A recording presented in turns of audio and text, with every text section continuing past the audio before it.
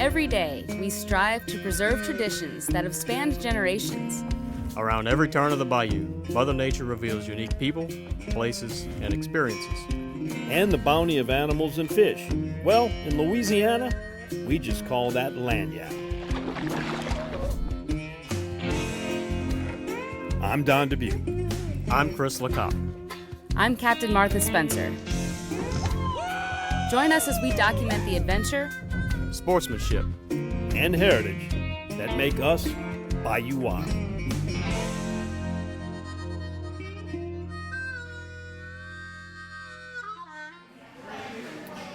Welcome to Bayou Wild TV. We're at Etouffee, authentic Cajun cuisine restaurant on Highway 190 in Covington, where there's some excellent seafood. And speaking of seafood, swordfish, where's that rank on the menu? It's pretty high up on my list of seafood, and you know, the swordfish bite's been pretty hot down in Venice, Louisiana. We've been catching them, lots of charter guides have been catching them. We're gonna take a look back in this episode, one of my very first and most memorable swordfishing trips, a trip of a lifetime with some Texans that came for a little longer trip than they were expecting, and probably a little bigger fish too.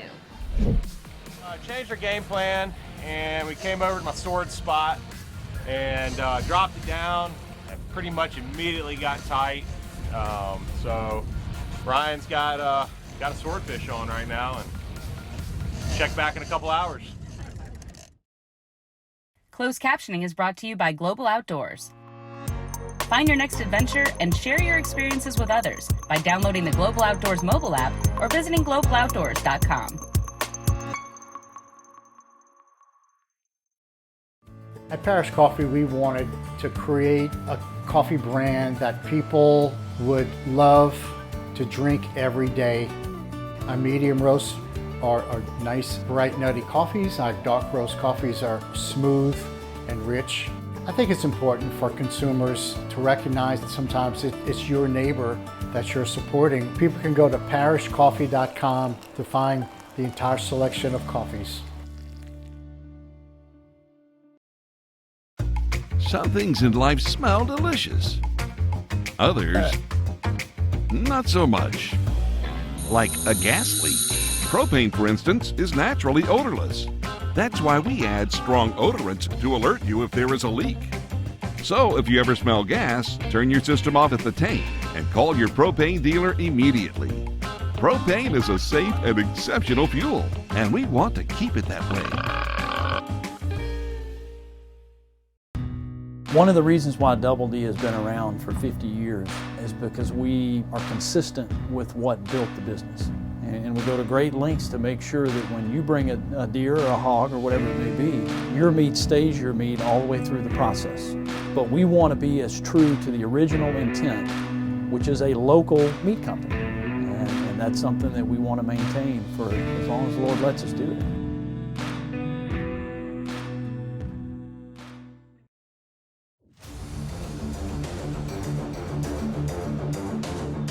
Venice, Louisiana. Some call it the fishing capital of the world. Others call it Tuna Town.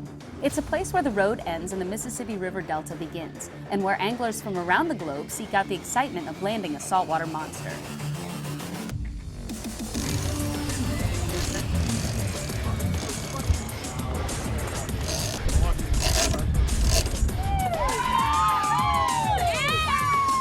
A trip out of Venice with Southern Catch Outfitters is one that always lives up to an outdoor adventure, and for a group of Texas Aggies with tuna on the radar, this offshore adventure would turn into a battle of endurance which they never expected. In spring and early summer, tuna fishing in southern Louisiana can sometimes be hit or miss. Conditions can change overnight and sometimes within a matter of hours.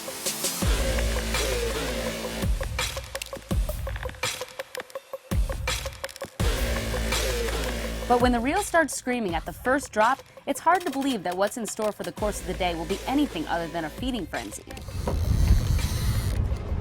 Someone pick that rod up.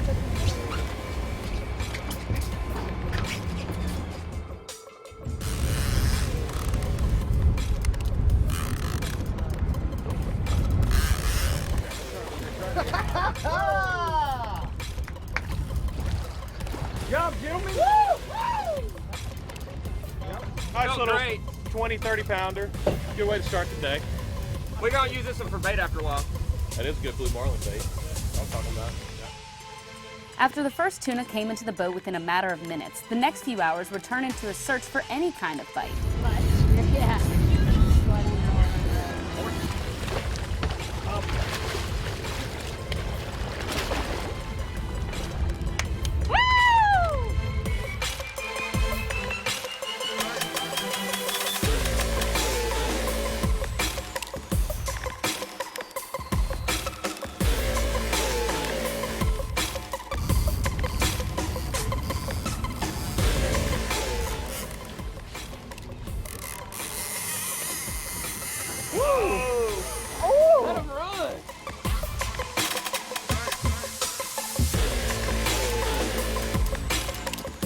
Hey, we did good. We had all 4 motors running.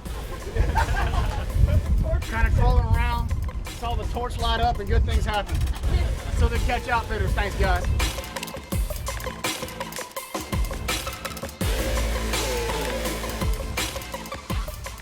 But what's so unique about the Gulf of Mexico is the ability to change tactics when things don't go as planned. Ladies and gentlemen, it's going deep. Daytime sword fishing in the Gulf of Mexico is a somewhat new trend, becoming more popular in Venice. Swordfish live in deep, cold water, and Captain John Cole of Southern Catch Outfitters is one of the guides in Venice who's dedicating his time to learning techniques for fishing this incredible sea creature.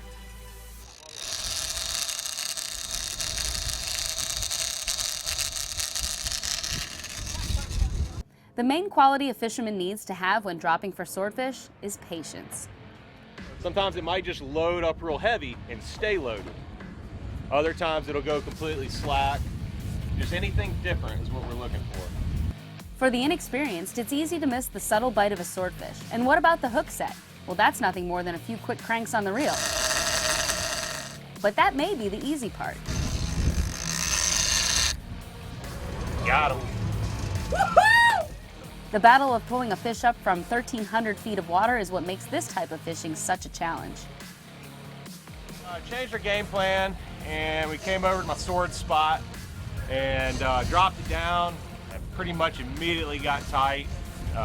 So Ryan's got a swordfish on right now, and check back in a couple hours. So Ryan, all your info is right there on the rod tip. As soon as you see it lighten up, you need to tighten it back down.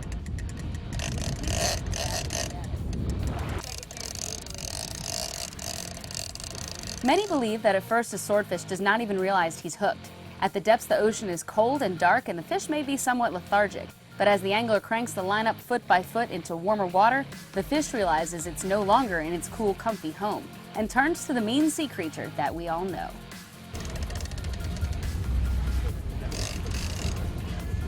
When hooked up to a live broadbill, there's a lot of cranking and pulling and cranking and pulling, and for other passengers on board, a time to sit back and enjoy the battle. More cranking, more pulling.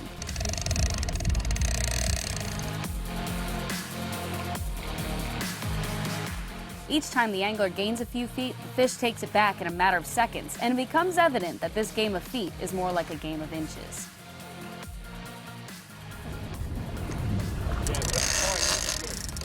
And while their fellow Texan is on the rod, the other guests on board decide that instead of sitting back and watching, they'll instead take over this TV show. Quick little update. I say quick. Ryan's been fighting this fish for about 2 hours at this point. He started at about 1,500 feet. He came up, he's seen it twice, his leader is 75 feet. It's back down to around 315. We've drifted approximately 3 miles, but he's a trooper. He's giving him hell. It's real, it's happening. If it's happening out here. It's not on that couch. Folks, stand on up, come on out, give the man a call. Gig him. Man, you know, we're just kind of sitting back here. The sun's starting to kind of dip down in the clouds, attack. And I'm just really watching Ryan at this point, making sure he's got the rod tight. A good supervisor always keeps his eyes on his folks, so so far so good. We'll let him keep going, and we'll see where it takes us. Gig him.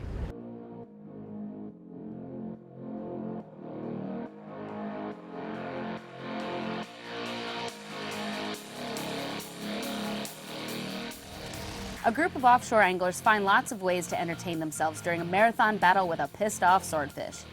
How about guessing games? I'm not convinced it's a swordfish at this point. I have no reason to believe it is. I have no reason to believe it's not. But what I can tell you is it's heavy and currently it's headed south. Whatever it is, it's stubborn and it doesn't like us. It doesn't want to come and play.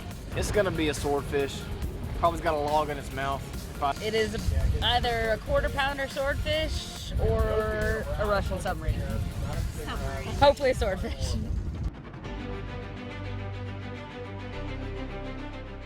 Fishing family, I've got the latest update for you. This fish has now been at 175 feet for probably a good hour at this point. Captain John says we've managed to drift 3.5 miles with this swordfish. Ryan here on the other end of this rod believes that this swordfish has now drugged him 3.5 miles through the ocean. Thomas in the back there, he's concerned that he doesn't have an Alabama fishing license and we're fishing in the state of Louisiana, but we're fixing to be there, folks. Don't call the law. Stay tuned. Stay on your couch. We'll be right back with you. Come on now. Got about 15 minutes of daylight. As the sun descended into the horizon, the fight continued. The anglers still determined to land this massive fish, and the crew still waiting patiently. Guys, we are in a serious cat and mouse game here. We're a little over 4 hours. The sun has set. No telling when we'll see a bed. But, like I said, it's gonna happen. It's gonna happen out here. And you never know when, you never know how. But today was Ryan's day. We've got Rose on the end of the line. We'll keep you all updated when Rose comes aboard. Gig 'em.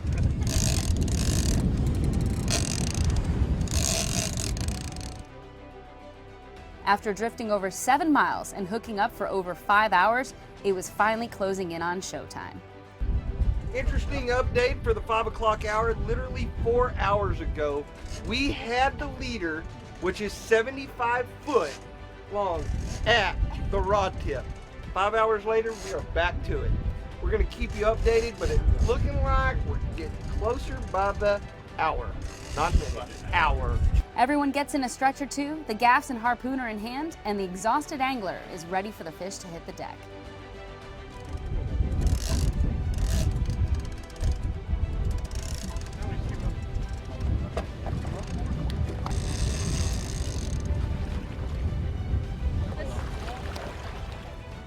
Woo, baby! Woo! That's a moose. Yeah, baby! Good. Woo! Reeling at one fish for 5 hours never crossed my mind. It's just like reeling up a Suburban. It's ridiculous. I'm whooped. A trip offshore in the Gulf of Mexico is always a one-of-a-kind experience, and one that can always live up to a challenge for any avid fisherman. For this Texas group, catching a monster swordfish is no longer a myth. They left Venice with a lot of meat, wet, dirty, and tired, but with a fishing story that they will tell for the rest of their lives.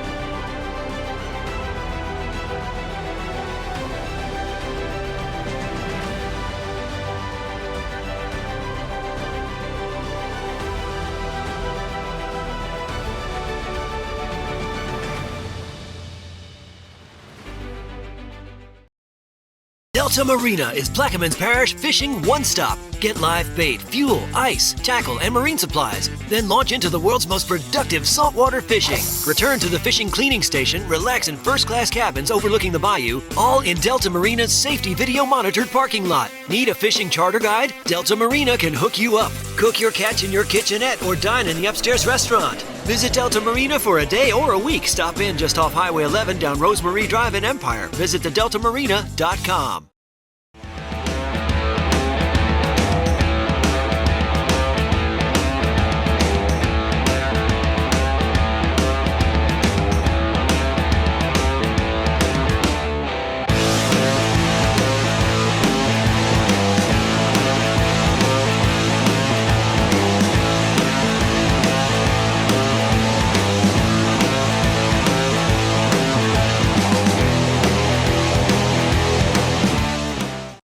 In 1967, Dutch Stogner realized his dream to run his own meat market. 50 years and 3 generations later, Double D and the Stogner family still operate with Dutch's original commitment to quality. Pick up some Double D sausage today and share your good times with us on Facebook. We love our children. We protect them. We guide them. We prepare them for life in the world. With all that we do, from deep in our hearts, we cannot control all things. Life-threatening illnesses and disabilities affect far too many of our children each year. While we cannot change the circumstance, we can make dreams come true. Dreams to provide hope, to provide spiritual healing and strength, to provide moments of happiness and relief in the hardest of times. We can give a glimmer of light and hope in a time of darkness and despair. Join huntofalifetime.org to help make dreams come true, to provide hope for children with life-threatening illnesses and disabilities. Hunt of a Lifetime is a nonprofit organization fulfilling dreams for hunting and fishing trips to youth 21 and under with life-threatening illnesses and disabilities. Visit huntofalifetime.org to learn how you can make a difference.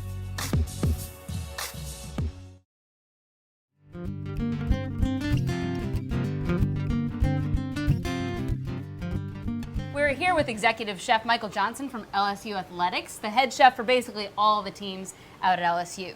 Today we're going to be cooking up swordfish, which is actually a very popular fish in Louisiana. Fun to catch as well. Absolutely, and I don't think a lot of people know how abundant they are in the Gulf of Mexico. This piece we have here was actually caught on the charter I work for about a couple weeks ago. It's one of my favorite fishes to eat. I think it's very versatile. Absolutely. And I think it's a very simple fish as well. Yeah, it doesn't take much. You know, I like the texture of swordfish. Absolutely. It's one of the few pieces of fish that you can throw on a nice hot grill and it's going to tolerate it without falling apart. You know, you can poach swordfish. You can use a lot of different techniques with swordfish, and it lends itself well to many different types of dishes.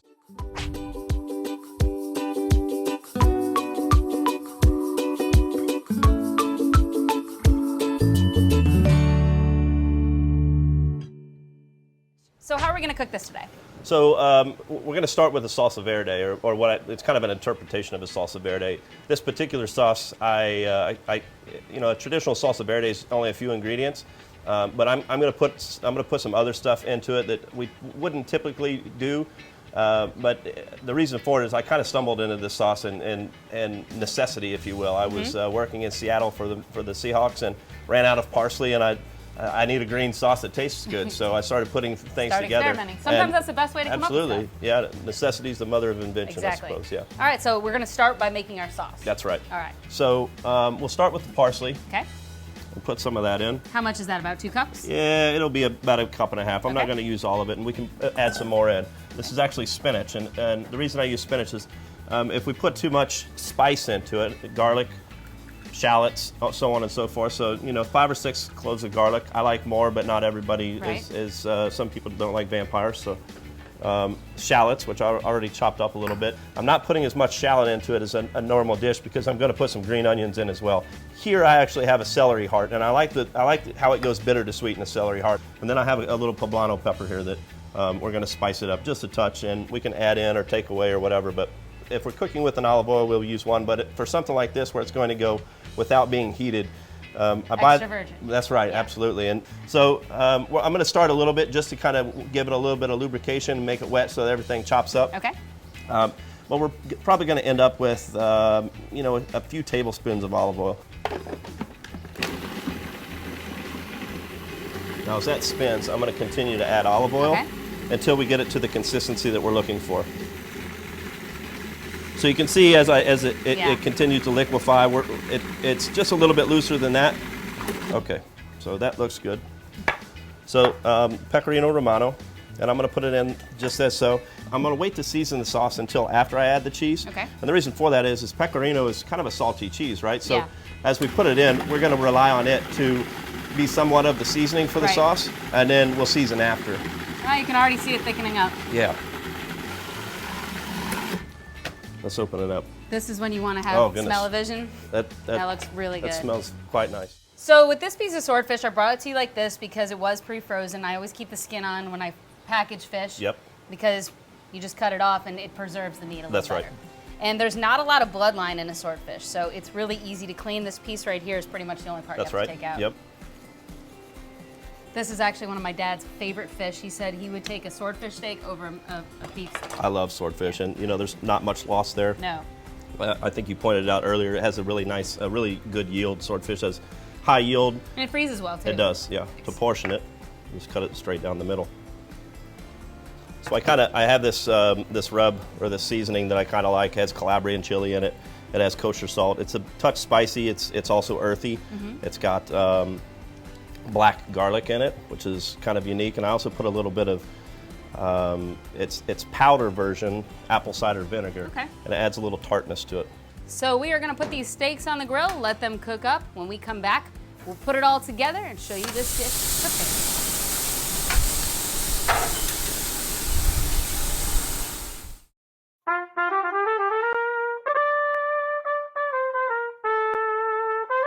You are my sunshine, my only sunshine. You make me happy with skies of gray.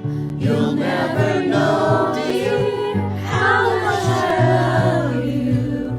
Please don't take my sunshine away.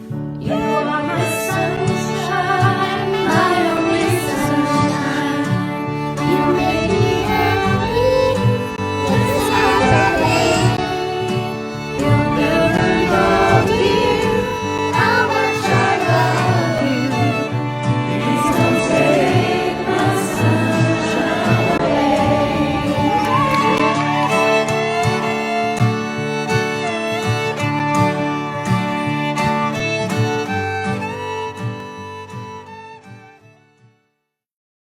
In 1967, Dutch Stogner realized his dream to run his own meat market. 50 years and 3 generations later, Double D and the Stogner family still operate with Dutch's original commitment to quality. Pick up some Double D sausage today and share your good times with us on Facebook.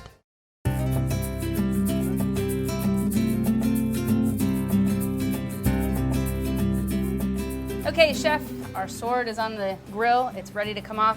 Plate this up and make it pretty for us. Okay, so I made a little orzo dish here. It's something nice for the summer and springtime when you have fresh vegetables coming up. Heirloom tomatoes, asparagus tips and spears, and then some edamame in there as well. Kind of salivating already. This looks amazing.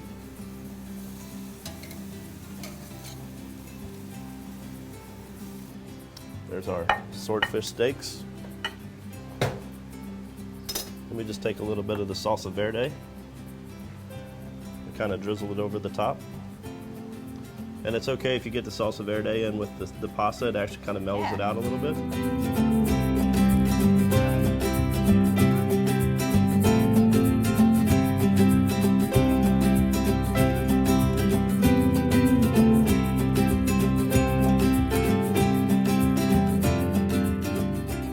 So if you want to catch a swordfish and cook this, just come over to Southern Catch Outfitters. We'll hook you up. That's right. Yeah. All right, let's give it a try.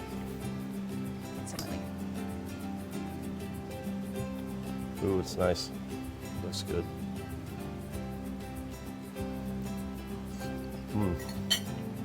Perfect. Oh my gosh. That's so good. So what would you call this dish? Creation. Swordfish salsa verde. There you go. That's right. All right, let's go finish this up. Perfect. Thank you. Thank you. Pelican Billboards can help you reach more people. With prime locations across the greater New Orleans area, they help grow the Bayou Wild brand, and they can help your brand too.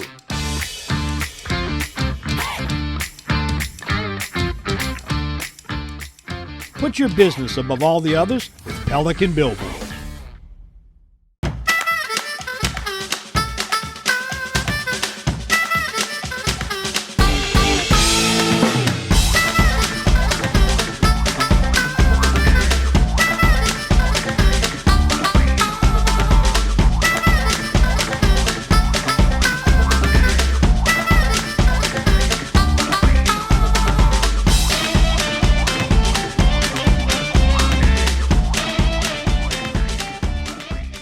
Closed captioning made possible by Explore Kayak Adventure Company. Fishing, sightseeing to photography tours, everything to make your paddling adventure happen.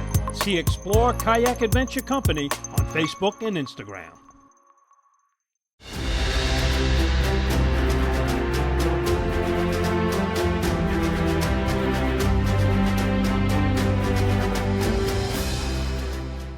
Bayou Wild TV was a creation of course, three people. Myself, Chris Lecoq, who is our producer, editor, and co-host Martha Spencer. And each of us contributes something to it. And our logo, our slogan kind of says it all. Sportsmanship, adventure, and heritage. I love living in Louisiana because the whole Cajun culture is just based around being outside. People in Louisiana take pride in living off the land, and that goes back into family heritage, cooking, survival. With Bayou Wild, we've been able to not only do all these activities, but also see some of the history behind them. Well, video gets more competitive every single day because everybody out there can take a video with their phone, they can use a GoPro. Video is becoming much more consumer and not professional anymore. So I'm always trying to challenge myself with thinking of different ways to set myself apart from just anybody else who can pick up a camera, shoot a video, and put it on YouTube. Look, CCA Louisiana has been a sponsor of the Bayou Wild show, but mainly it's a partnership. Between Don, Martha, Chris, the whole team, they're great promoters of what we do because they believe in it. They're engaged, they know what they're doing, and they know how to get the message across. There's a lot of fabulous chefs and cooks and home cooks in Louisiana that inspire me every single day. But the topics I speak about, the ingredients and the recipes, the stories I tell, come from people like Don Dubuque and all of those wonderful people I've met along the way. I didn't come up with them myself. You might want to take a piece of that. Well, we're going to get to that. We're going to get to that. Whoa! Drive by. Whether it's been an excursion to another state or at home, it shows me why people like to come to Louisiana. The things that we do for fun are literally bucket list trips for other people. And so I guess that's where I find my inspiration. I'm always trying to push myself further than I did before. So I'm always trying to maybe raise the bar for the story that I'm trying to tell through video. But really what we're showcasing is the culture, the heritage, the people, and the resources of Louisiana and the Gulf Coast.